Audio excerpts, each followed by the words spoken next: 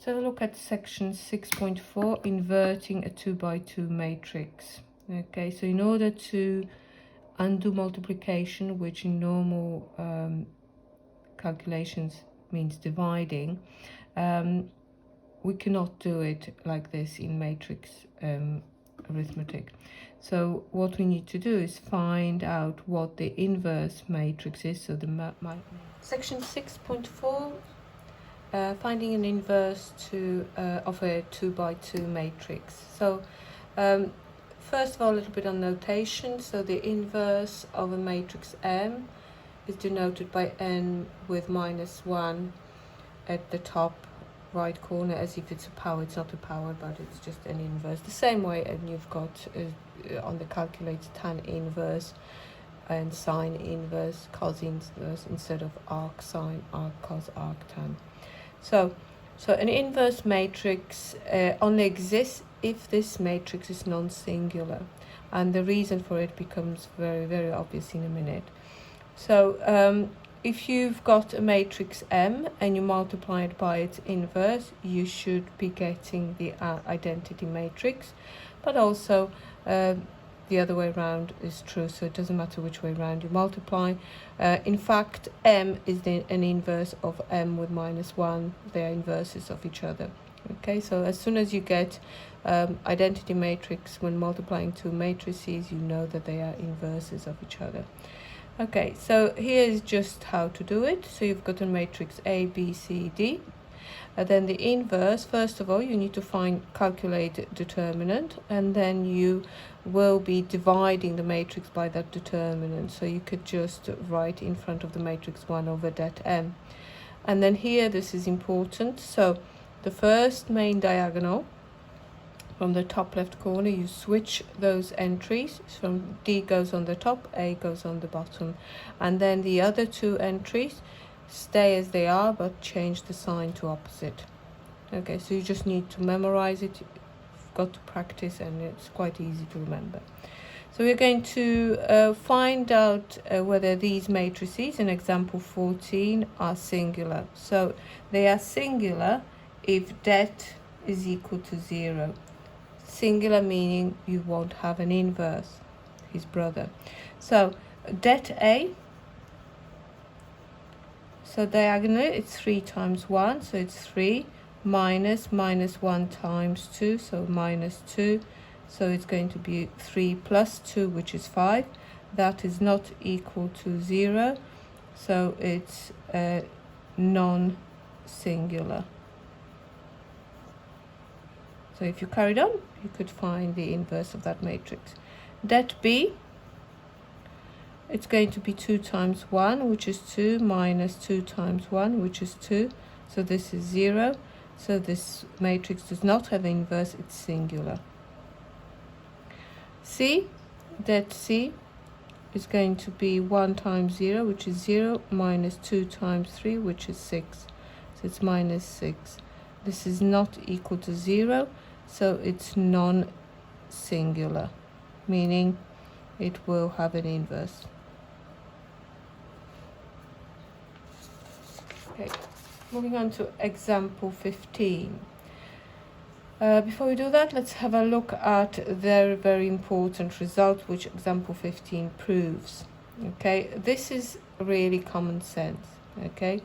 Now remember, AB is not the same as BA. So if you've got the product of two matrices, clearly if you can work out what matrix it is, then that matrix can have an inverse if it's non-singular.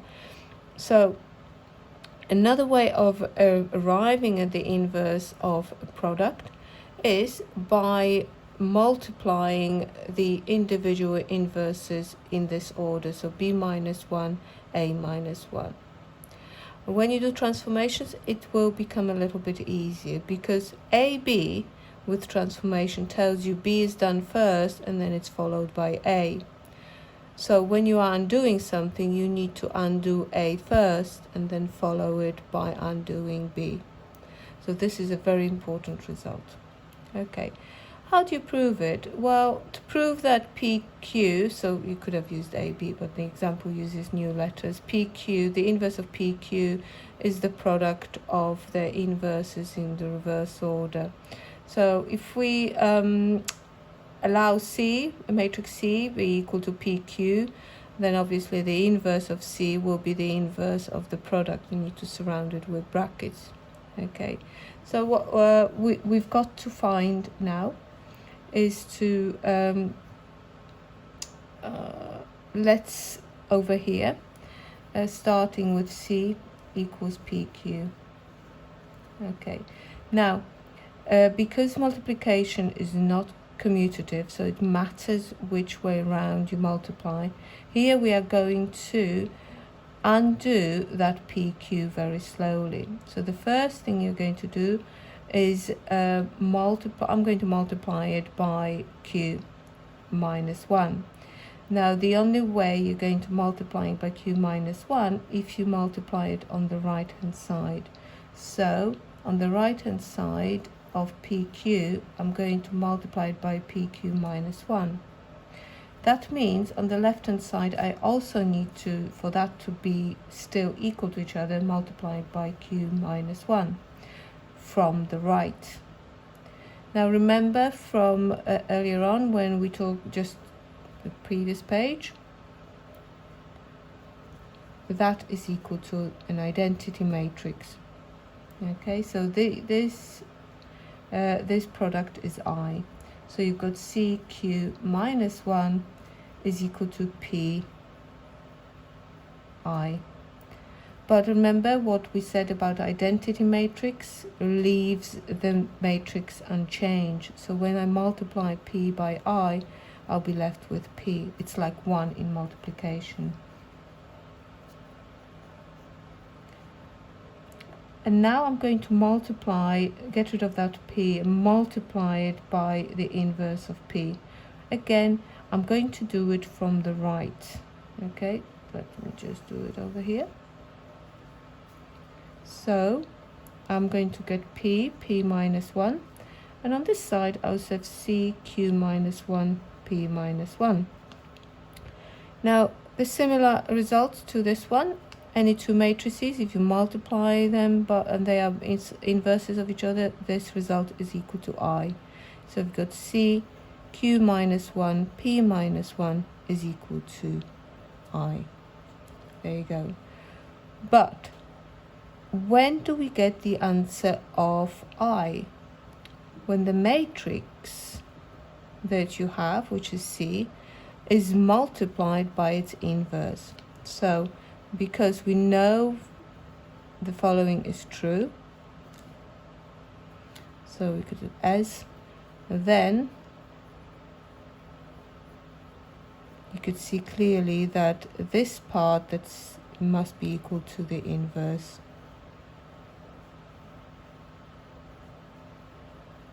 There you go. So putting the two together now, you've got the C with minus 1, that can be written as PQ with minus 1. So PQ is equal to Q minus 1, P minus 1. Proven. Brilliant. Okay, we'll have a look at example 16. You've got two matrices, A, B, both are non-singular, meaning they do have inverses. And we also know that BAB is equal to I. So, there's various ways of interpreting this statement. For example, that BA multiplied together must be inverse of B, so B minus 1. Or you could think of AB being the inverse of B. Okay, now we are going to prove that A is equal to B minus 1, B minus 1.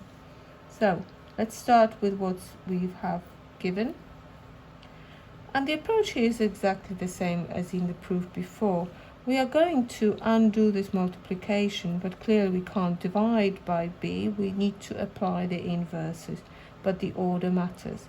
So I'm going to get rid of that B from the right first. by applying b minus 1 to it. So it neutralizes your b.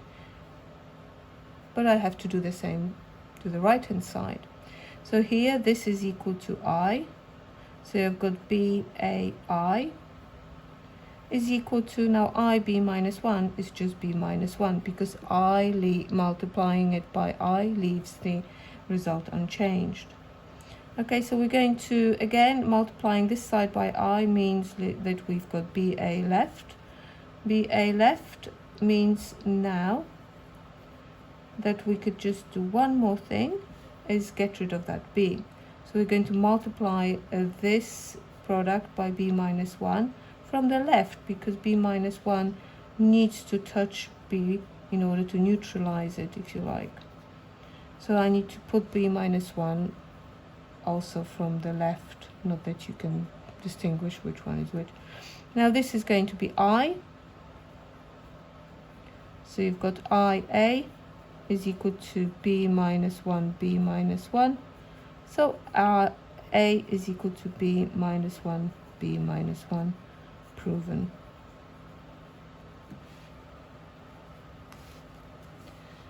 Okay, in part B, now we are told that B is actually this matrix 2, 1, 5, 3. I need to find A.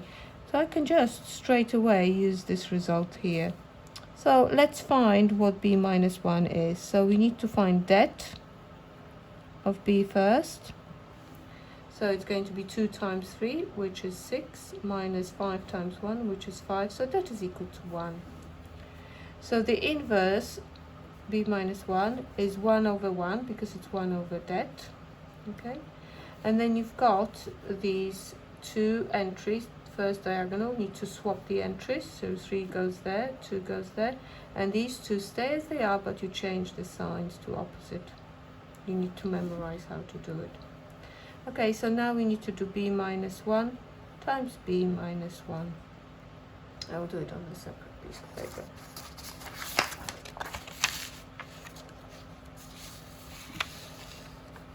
There you go.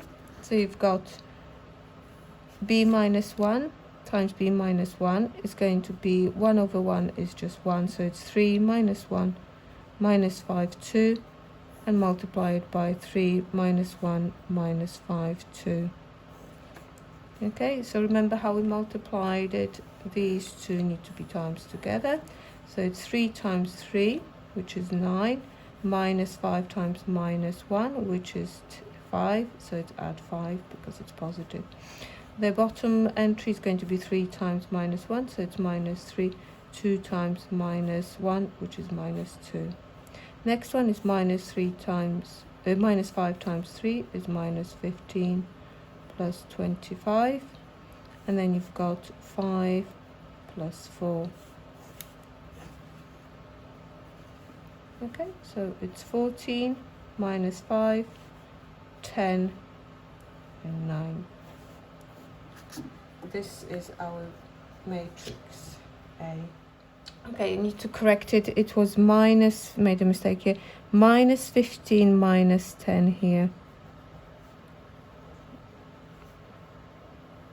which is minus 25. There you go. Okay, so, that means we are done. We can go on to exercise 6D.